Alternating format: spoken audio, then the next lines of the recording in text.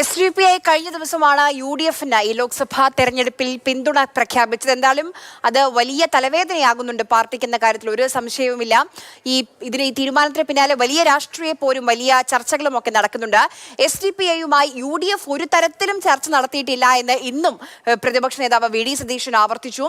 UDF-നെ SDPI പിന്തുണച്ചാലും ന്യൂനപക്ഷങ്ങൾക്ക് UDF-നെ പിന്തുണയ്ക്കാനാകില്ല എന്നാണ് മന്ത്രി P. രാജീവ് ഇന്ന് പറഞ്ഞത്. 4 വോട്ടിന് വേണ്ടി UDF രാജ്യ താൽപര്യം ബലി കഴിക്കുന്നുവെന്ന് BJP-യുടെ സംസ്ഥാന അധ്യക്ഷൻ K. സുരേന്ദ്രൻ.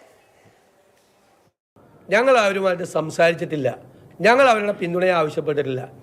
ഞങ്ങൾ തീവ്രവാദ നിലപാടുള്ള ഒരു കക്ഷികളുമായും ഞങ്ങൾക്ക് ഒരു ബന്ധവുമില്ല.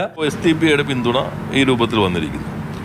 എന്നാൽ യഥാർത്ഥത്തിൽ മൈനോറിറ്റി ആ താല്പര്യത്തോടൊപ്പം നിൽക്കും, അവർ പ്രതിനിധാനം ചെയ്യുന്നു എന്ന് പറയുന്ന വിഭാഗങ്ങൾ ഒരിക്കലും വിശ്വസിക്കാൻ പറ്റാത്ത ഒരു സംവിധാനമായി കോൺഗ്രസ് മാറിയിരിക്കുന്നു.